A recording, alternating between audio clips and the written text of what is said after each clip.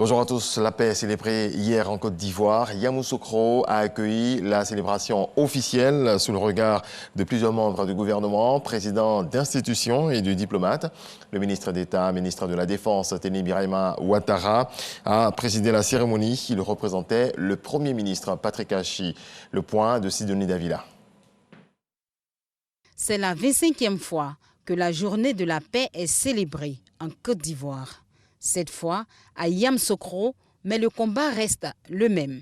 Que nos appartenances politiques ne nous dressent pas les uns contre les autres.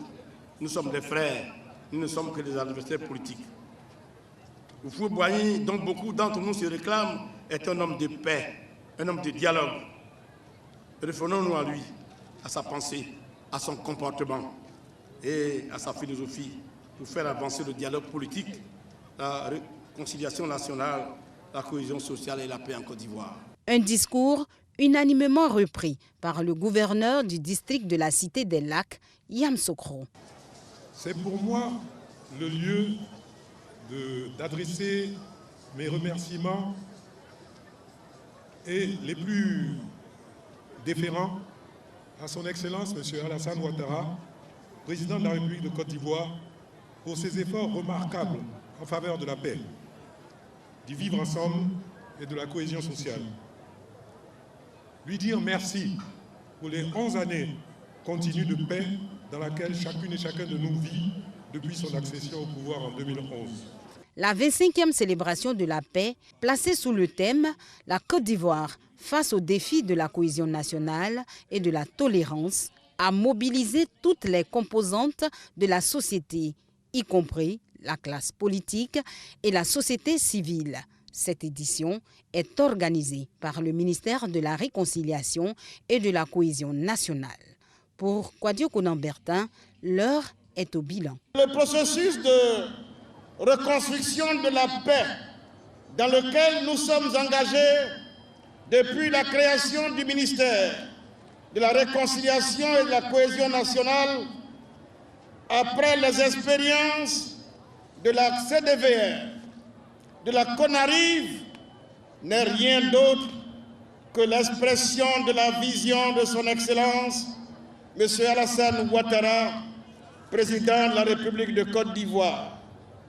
Il ne s'agit pas d'une opération de coquetterie destinée à flatter quelques égos hypertrophiés, mais plutôt d'une ambition nationale portée par cet homme d'État éclairé de recouvrement de nos capacités pleines et entières à poursuivre notre marche vers le bien-être pour tous et vers le développement.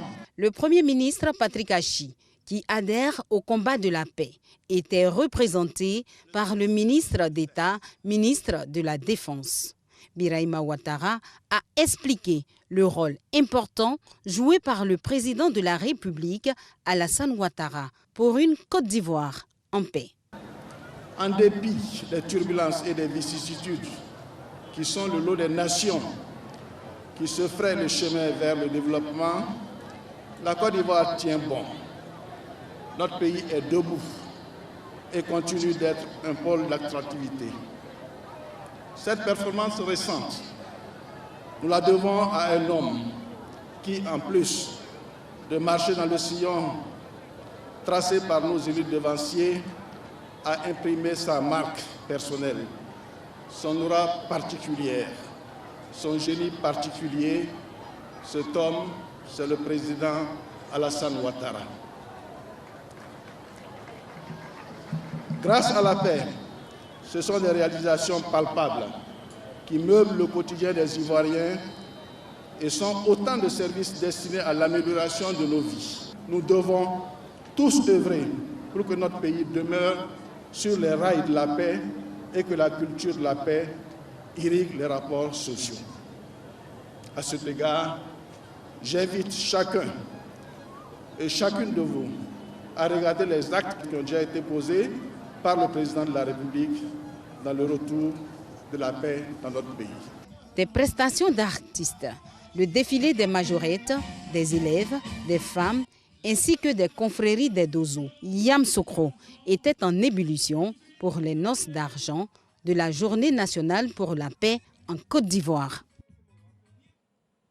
Deux temps forts ont marqué cette journée nationale de la paix. D'abord, un planting d'arbres à la place de la Fondation Fouette-Boigny, avant la visite au caveau familial du premier président de la Côte d'Ivoire, Félix Houphouët-Boigny, celui qu'on surnomme le bâtisseur de paix, pour une visite dans le recueillement. Les personnalités ont aussi déposé une gerbe. Le ministre de la Réconciliation et de la Cohésion nationale, Kouadio Konan-Bertin, était en tête de cette délégation. Ils étaient considérés comme les artistes préférés du président Houphouët-Boigny. Ces artistes ont tracé les sillons de la musique ivoirienne. Aïcha Koné, Baïs Pinto, Chantal Taïba, pour ne citer que ceux-là, se souviennent de celui qu'on appelle l'apôtre de la paix. Le reportage de Serge Pacom Didi et Serge Collier.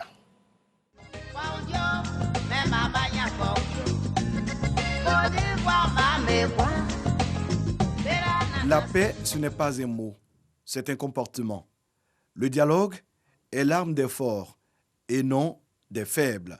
Des phrases fortes et célèbres de feu le président Félix Houphouët-Boigny, initiateur de la Journée nationale de la paix, célébrée chaque 15 novembre en Côte d'Ivoire.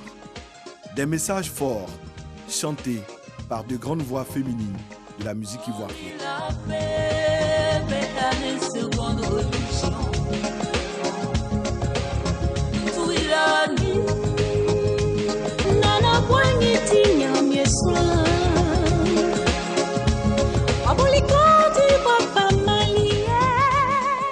Chantal Taïba, Antoinette Konan, Aïcha Koné, Reine Pélagie, Monique Seka, Nayanka Bell à la Thérèse rendent hommage aux bâtisseurs de la Côte d'Ivoire moderne.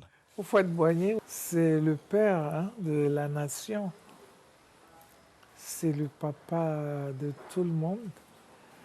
Et puis bon, c'est l'homme qui a prôné, qui a mis en nous les valeurs de la paix,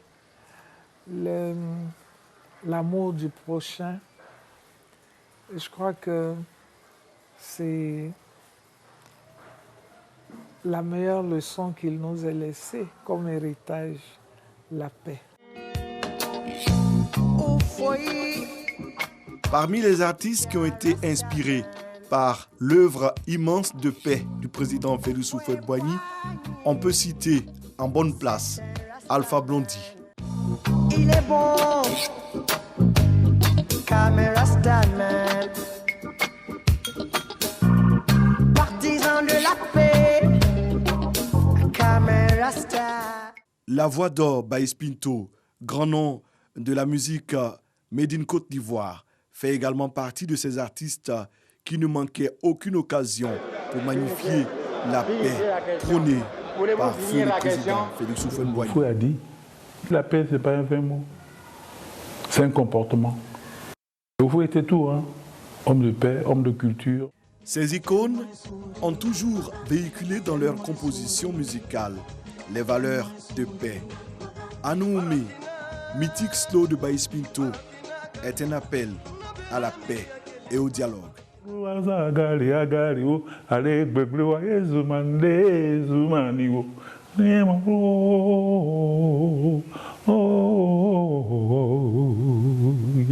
C'est Anomi, comprenons-nous, comprenez-moi. C'est une chanson de paix. Hein. Ben Kadi, en duo avec Gadji Seli, titre culte. Autre volet de l'actualité, la deuxième édition de la foire commerciale intra-africaine a été ouverte ce lundi à Durban par le président sud-africain. Thème retenu, construire des ponts pour une libre-échange continentale africaine réussie. Cette foire est une plateforme pour inviter les entreprises africaines à promouvoir le commerce intra-africain. Envoyé spécial à Durban, Jean-Jacques Kwame. La Côte d'Ivoire sera le pays hôte de la 3e édition de la foire commerciale intra-africaine en 2023. C'est le président du conseil consultatif de la IATF, Olusegun Obasanjo, qui l'a annoncé après l'ouverture de la 2e édition de la foire commerciale intra-africaine. 7 pays étaient en compétition et 3 ont été retenus. Après plusieurs visites d'inspection, c'est la Côte d'Ivoire qui a été désignée ce lundi. L'ambassadeur de la Côte d'Ivoire en Afrique du Sud, représentant le ministre du Commerce et de l'Industrie, a exprimé la joie du pays hôte d'accueillir cette 3e édition. Au nom de Monsieur le ministre du Commerce et de l'Industrie, nous acceptons en toute responsabilité cette décision et nous vous promettons de tout mettre en œuvre pour faire de l'édition 2023 une véritable réussite. Toute la Côte d'Ivoire sera très heureuse de vous accueillir en 2023 et vous y attend déjà. Mais avant, le président sud-africain, qui avait à ses côtés 4 chefs d'État de la sous-région, a salué l'Union africaine, la Banque africaine d'import-export et le secrétariat général de la zone de libre-échange continentale africaine ZLECAf pour cette exposition. Exposition qui constitue un marché unique pour les produits et services au niveau africain. Tous ont invité les États africains à réduire les barrières commerciales pour stimuler et soutenir la ZLECAf. Pour cette 2e édition, 55 pays, plus de 1100 exposants de 35 secteurs et environ 10 000 visiteurs sont attendus. Au programme de cette 2e foire qui prendra fin le 21 novembre prochain dans le KwaZulu-Natal, salons et conférences avec l'intervention de plus de 5000 spécialistes. Battre le record des accords commerciaux signés lors de la première édition tenue en Égypte qui s'élevait à environ 4 milliards de dollars américains, soit 2 milliards de francs CFA. C'est l'objectif visé par la 2e édition de la foire commerciale intra-africaine qui se tient actuellement dans le KwaZulu-Natal, c'est à Durban, en Afrique du Sud. Dans le reste de l'actualité, relations États-Unis-Chine, Joe Biden et Xi Jinping ont effectué lundi soir pour le premier, mardi midi pour le second à cause du décalage horaire. Un sommet virtuel très attendu. Le président américain soulignant le besoin de garde-fous pour éviter un conflit entre les deux pays et le président chinois plaidant pour une meilleure communication. À la frontière entre la Pologne et la Biélorussie, des milliers de migrants sont toujours massés pour tenter de passer. Ce lundi, l'Union européenne a voté de nouvelles sanctions à l'égard de la Biélorussie contre des personnes et organisations contribuant à l'afflux de milliers de migrants à la frontière polonaise. Très belle journée à vous, c'est la fin de ce point de l'actualité. Je vous souhaite beaucoup de paix dans vos foyers.